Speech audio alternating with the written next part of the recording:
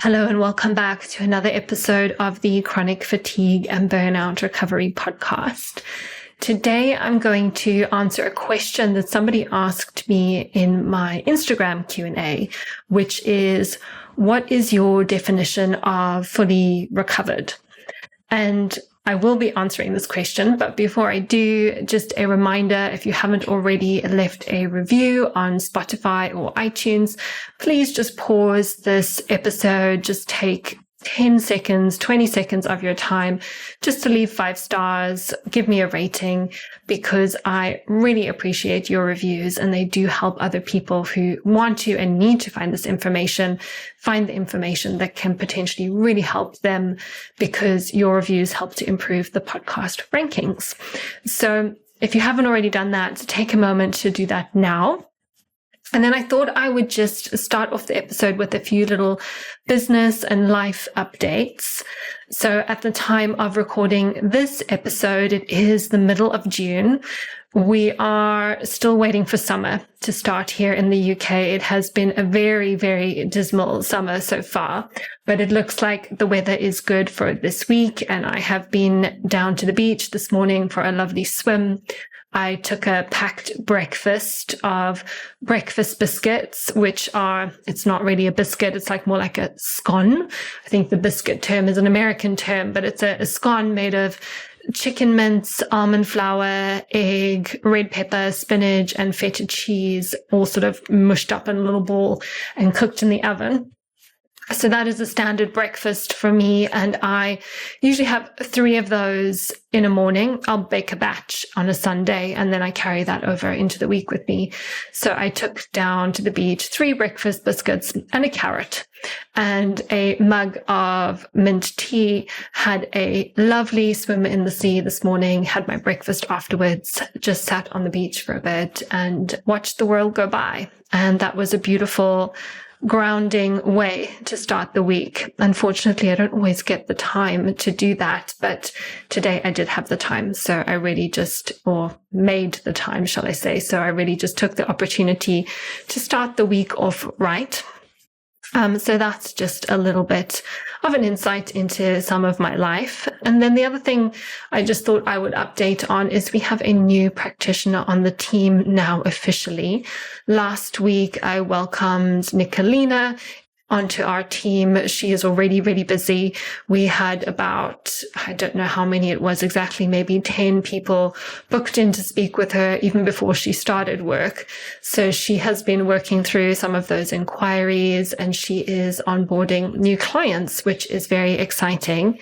Unfortunately, fortunately, we are in a position where we just can't keep up with the inquiries that are coming in. And from a business perspective, it's a great position to be. I know once upon a time when I first started working in this capacity, it was more of a question of where is my next client going to come from? And now it's definitely the opposite problem in terms of we have more demand for clients than we're able to deliver on, which from a business perspective is great, but from the client perspective is not great, especially if you're someone who's reaching out and looking for the help and wanting the help right now.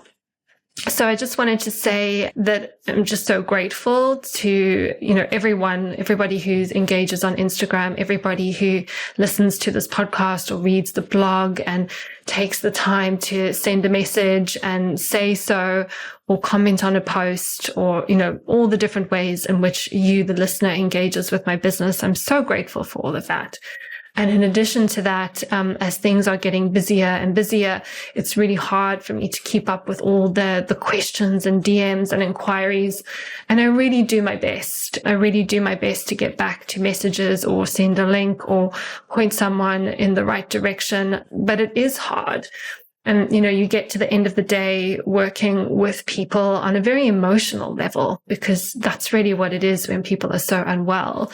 It can be quite exhausting, not in a fatigue kind of way, but just in a very normal human kind of way. And sort of weight of the work does take a lot out of you. And then you kind of, like most people do, just like go onto social media to maybe like zone off and have a little bit of a scroll. And then there's like more people who are messaging you and asking you questions and, wanting some help or attention or support from you. And it can just be relentless at times. So if you have sent a message and I haven't got back to you, it's not you, it's me. It's just more reflection of my current capacity. And also amongst all of this to preserve some fun and joy and life and aliveness for myself. And that's exactly what I was doing this morning when I went down to the beach and just had that slightly slower start to Monday than what I normally would. So those are some updates from me. But now what I'll do is I will just go into the episode, which is talking about my definition of fully recovered, or what does fully recovered mean to me. And I realize I have actually spoken about this previously on other podcast episodes, maybe more so in the case of weaving it into the conversation versus having a full episode dedicated to this. And so I thought maybe it would be a nice opportunity just to have a full episode dedicated to this. I have not planned anything. I have no notes. I'm just going to speak freely from the heart because I think that's probably the way that this is going to flow best. When I started my own fatigue recovery journey, there was a lot of attention on recovery stories, perhaps, or this idea of being fully recovered. And I think recovery stories and seeing people who have been through something that you've been through and made a full recovery, I think that's really important. It's really important because it gives us hope in a time in our lives when we can feel utterly hopeless. And it gives us inspiration and it gives us belief. Maybe not necessarily always the belief that this is possible for us, but that it is at least possible. And that's something that I think we all need. We all need that encouragement. We all need that belief. We all need to be inspired by the possibility that something can change. And I think that's a really, really helpful thing. When I went through my own journey, I think given that I was already practicing in nutritional therapy and functional medicine, but not necessarily in this specific niche, I kind of already knew that this was possible. And I kind of already knew that, this is just like a systems biology approach. We just have to identify which systems are out of balance and rebalance those systems. And hey ho, off we go. This is all a problem which is solvable. So I came in with that very pragmatic approach, like this is all solvable. We just need to work out which systems are out of balance. Obviously, not having been through the whole journey myself and worked with many clients in that capacity at the time, obviously realized it's a different thing to overly simplify it and go, these are just systems which are out of balance. Let's rebalance them, versus once you've identified the systems that are out of balance, the time and the complexity at which that comes with rebalancing, that's, such a huge part of the journey. It's easier said than done, so to speak. But I think I always knew in my heart of hearts that I would get better. I was like, it's just a matter of solving these puzzle pieces. So I came into my own healing journey already with a very, very strong belief in my core that this was all a problem that could be solved. Did I have hopeless days? Absolutely. Did I have days when I'm lying in bed in tears in a crash yet again? Absolutely. But I think on a much deeper level, there was always this understanding in my soul that this was only a temporary situation. And so if you're somebody who doesn't have that deep rooted belief, then I think it can be really helpful to be watching recovery stories or reading recovery stories or exploring what people are talking about online to help to instill this within your being, because I think that is a huge part of what gets us through the process. So all of that being aside, what I think is potentially unhelpful is this idea of being fully recovered. It can almost be, I think maybe it's just it could potentially just be a social media thing. But when this idea of fully recovered on social media is another way in which we channel our achiever, because I know that was something that I definitely did in the early stages of my journey. Almost this idea of performative recovery. Like, look at me, look at how well I'm doing on my recovery, look at how I'm achieving in my recovery, look at how fast I'm recovering. It only took me 6 months, or, all these things that you can see on social media, just this idea of it's quick and it's easy and it's possible, which again, it's all helpful to a degree until we get so sucked into this idea that I need to fully recover, I need to fully recover, I need to fully recover, that we can't necessarily be where we are in the journey. And then as a consequence, we start tripping over our own feet in the attempt to recover. So what I prefer to think of now, especially when I'm working with clients, because if you've got this idea in your head that you have to help this person fully recover and you have to do it as fast as possible, that is not a good grounded foundation from which to be working. So instead, what I like to think about is, how do we help to improve this person's quality of life one step at a time?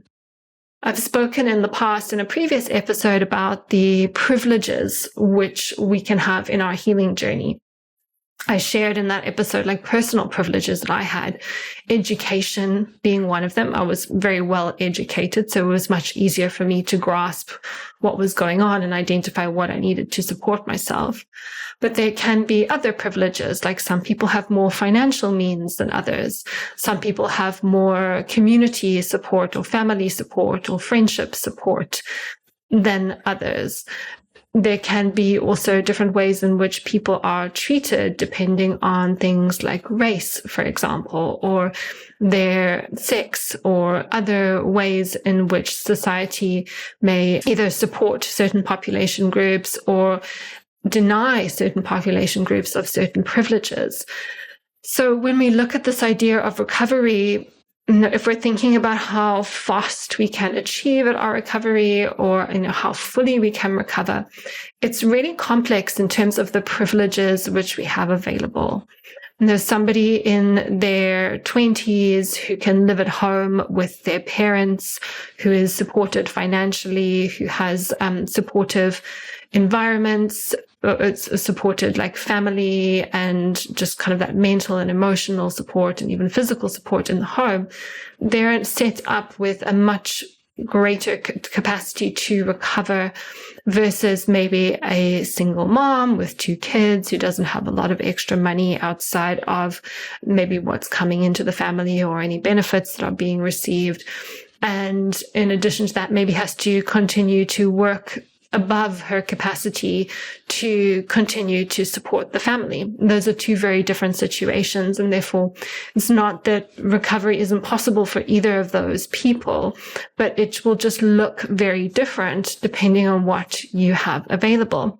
So when we consider this idea of what does it mean to be fully recovered, I think just the idea of like attaching to fully recovered can put a lot of pressure on the system. And we know that healing nervous systems don't necessarily like to have pressure. So when it comes to recovery, I like to think about, first of all, how do we meet ourselves where we are? There's a grieving process that needs to happen as part of self-acceptance. When we accept where we are, we also have to be able to grieve what we have lost being where we are. And I think this is a really important start of the recovery journey. Acceptance and being able to process the grief that comes hand in hand with acceptance. But if we can accept where we are and we can grieve the losses that come with that, then what we've done is we've already started to regulate the nervous system. And we know that nervous system regulation is a really important part of healing. And these are 2 things that I didn't do when I first became unwell. I couldn't accept that I was unwell, and therefore I jumped like 10 paces ahead to try and fix and heal. And I didn't give space for the grief and the loss that came with the complete change in having my whole life ripped out from under my feet. So being able to accept and grieve are the foundations for nervous system regulation. And I definitely would say that like my nervous system became more and more dysregulated in the first year of my recovery, even though my health was technically improving. But it set me up for a crash that came later because I hadn't built the capacity in my nervous system to process everything that was escalating. So we want to begin to accept where we are, and we want to allow that space for grief. And then from that more grounded place, the next question is like, how can I enjoy my life as it is? And that might be a really difficult question to answer because nobody wants to be where they are when they're chronically unwell. But life is happening right now. Life is happening in this moment. And as hard as it may be, we want to find little pockets of joy and happiness and aliveness in the here and now, because this again is going to be really important for the nervous system.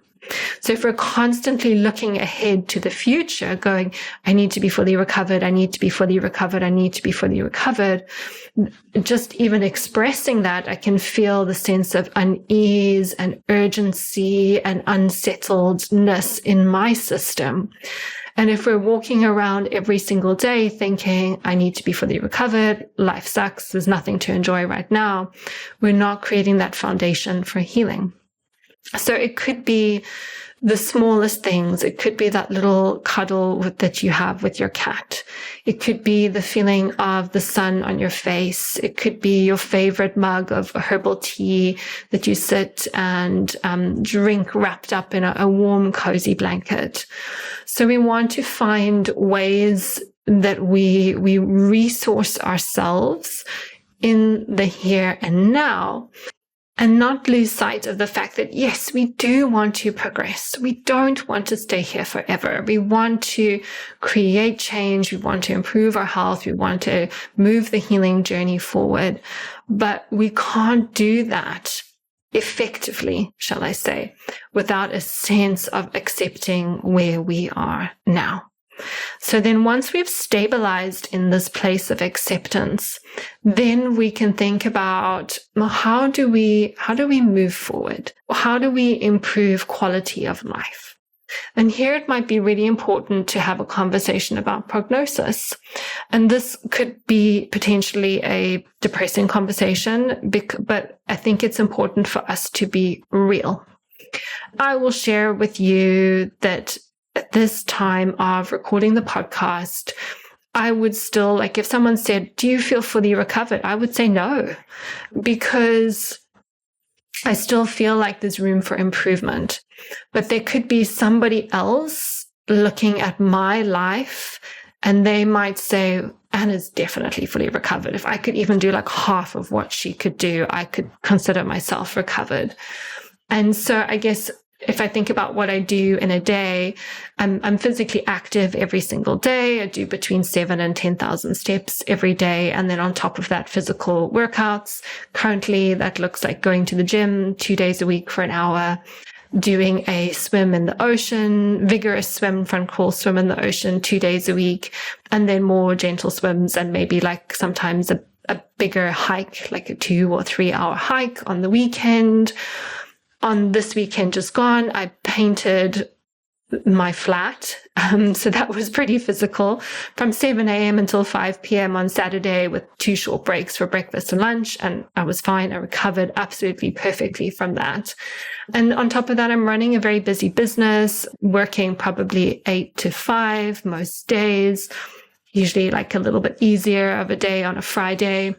I'm, managing a household. I'm looking after my cats. I'm socializing. I'm seeing friends. And so you might think, well, why wouldn't you consider yourself fully recovered? And I guess I'm still susceptible to post-exertional malaise.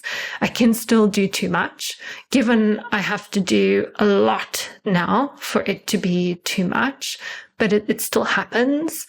I can still have some symptoms at times. The main things for me would be I get this like mouth pain, which is kind of, if I'm more tired, it will kind of like flare. So I get this sort of pain in my mouth, which is really uncomfortable. And just generally like aching muscles, feeling a bit headachy, feeling a bit brain foggy. I still get those symptoms now. And what else can I share with you? Yes, definitely fluctuations around my menstrual cycle. So I feel great, probably from ovulation until menstruation. Even the first few days of menstruation, I feel okay.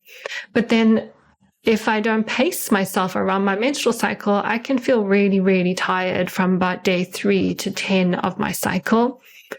I am prone to estrogen dominance. So sometimes what will also happen is I can feel a little bit like histamine round about ovulation, just kind of more like elevated heart rate, inability to settle, like more of like an activation in my nervous system, which I think is potentially from having high levels of estrogen at the time.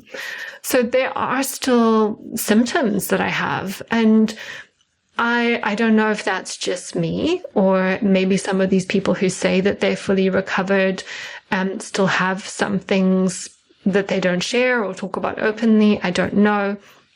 But for me, I think I still feel like I have to be careful. And I'm wondering if that's careful, or if that's just a good level of human self-care. Because I think so many people live their lives on this like autopilot, stuck in fight or flight, and they're just going and going and going and going and going.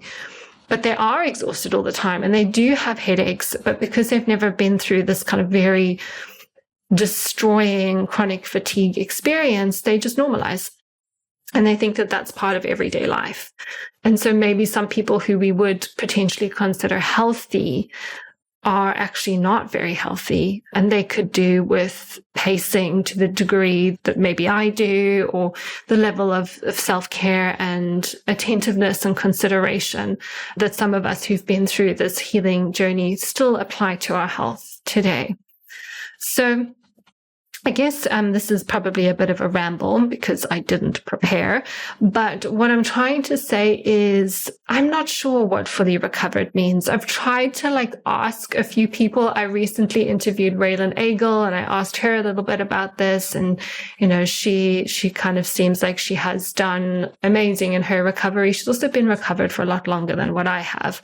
So there may be more balance that comes with time as well.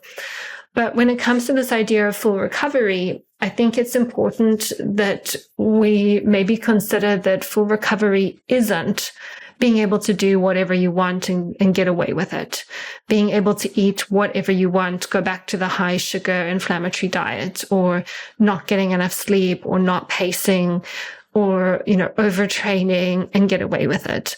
Because I think it's not human. It's not human for us to eat bad food and feel okay. Sure, some people do get away with it, but I don't think that that's necessarily what should be happening. It's not human to just go balls to the wall and never pace yourself. It's not human to be able to go for multiple nights without sleep. So we may still need to take some of those self-care practices that we've used in our recovery and keep them in our life to maintain a degree of health and well-being. The other aspect of this is also a lot of people are diagnosed with these chronic health conditions, but I don't think every case is the same. Definitely, every case is not the same. And I think one of the big things that I got from some of the training I've done in autoimmunity is that when someone has autoimmunity, specifically a systemic autoimmune condition, the prognosis is so different. Like if somebody had mold, and we know we can get them out of the moldy home, we can, work on clearing out the mold spore colonization, we can support detox and drainage, we can deal with all of that. But if someone is producing antibodies to their own tissue, that's a very, very different scenario. And that might be a lot more challenging case to work with than somebody who has chronic fatigue that has mold versus someone who has chronic fatigue because they have lupus, for example. So I think we also need to consider the prognosis of each case in the context of the imbalances that are going on. Somebody who has just a lot of stress, adrenal burnout, blood sugar dysregulation, that's a pretty easy fix. But if there's more complex things going on, if there's infections, if there's autoimmunity, then we need to just consider how can we support this person as much as possible, and how can we move this person in the direction of improving quality of life as much as possible. And understanding that depending on what else someone has going on in their life in terms of stresses and resources, whether that's financial resource or the resource of, having supportive relationships, it will take more time for some people versus others because of the resources that they have available.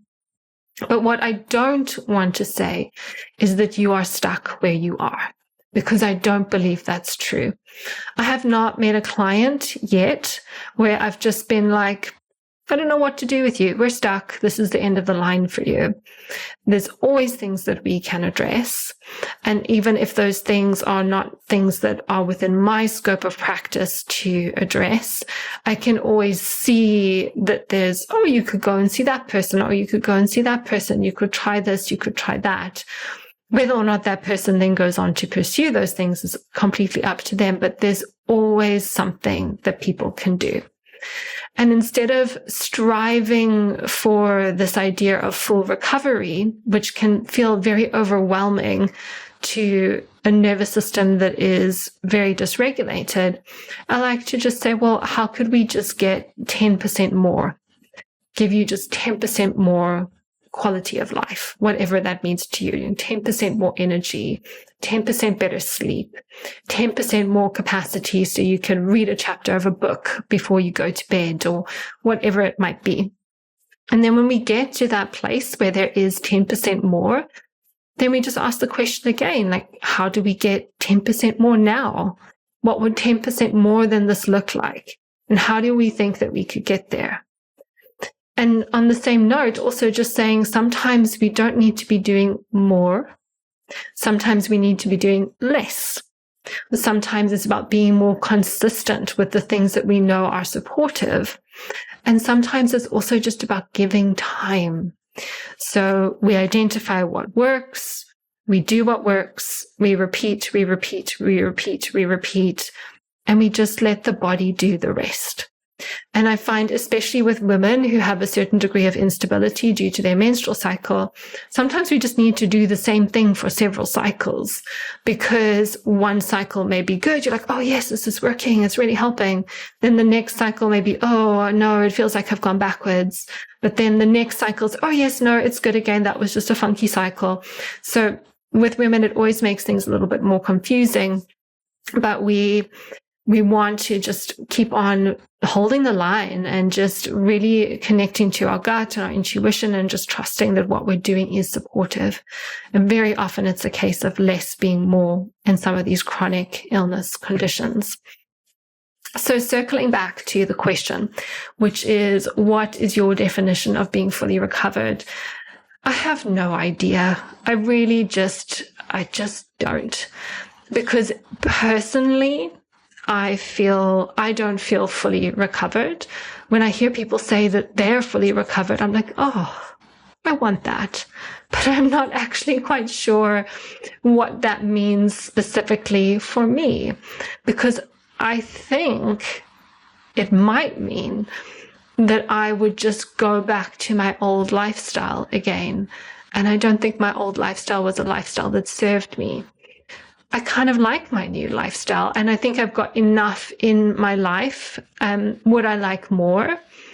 Yes, I would like to be doing longer hikes on weekends more often, not necessarily picking the time of my cycle when I feel my best to do a long hike, as an example. But I also think, and I've spoken about this on the podcast before, is that's also what it means to train for something. Like we athletes who want to run a marathon, they start by running 5K, or they do couch to 5K, which is, you run for a minute, you walk for 2 minutes or whatever it is. And over a number of weeks, you build up. And then maybe once you can run consistently for 5 kilometers, then you're doing longer runs and eventually you do a marathon. And this is the same thing, but applied to chronic fatigue, is that we have to retrain ourselves back into the world. And the bigger you want your life, the more ambitious you want your life, you need more time for that training. And you need more support for that training. And because there may also be other things in your life going on, you can't train for everything all at once. So when I think about my own life and, how far I've come, there's continuous progress all the time. And as my fitness and my capacity has improved, but whether I would say, oh, I'm fully recovered, I don't think I can say that yet. And I would just say to you, the listener, to have an idea of what you would like to get to, like what would kind of be like, not necessarily the dreaming to like the biggest, most extravagant thing that you would like to do in your life, but perhaps pick a few moderate goals, things that feel achievable. Because sometimes when the gap between where you are and what you want is so big, the nervous system just go, can't deal with this, too much, overwhelming. So we want to pick something that's achievable and just kind of work out what we need to do to get from A to B. And then when we do get to that achievable place, then you can reevaluate and take the next steps. And so I think it's less about aiming for like the big bang and the big wow recovery. I'm recovered now, but just kind of settling into this very like humble, grounded, slow healing journey, and just really navigating it from a place of staying connected to your sense of self and staying grounded in your sense of knowing, so that you can also reach out to get support as needed as you navigate that journey.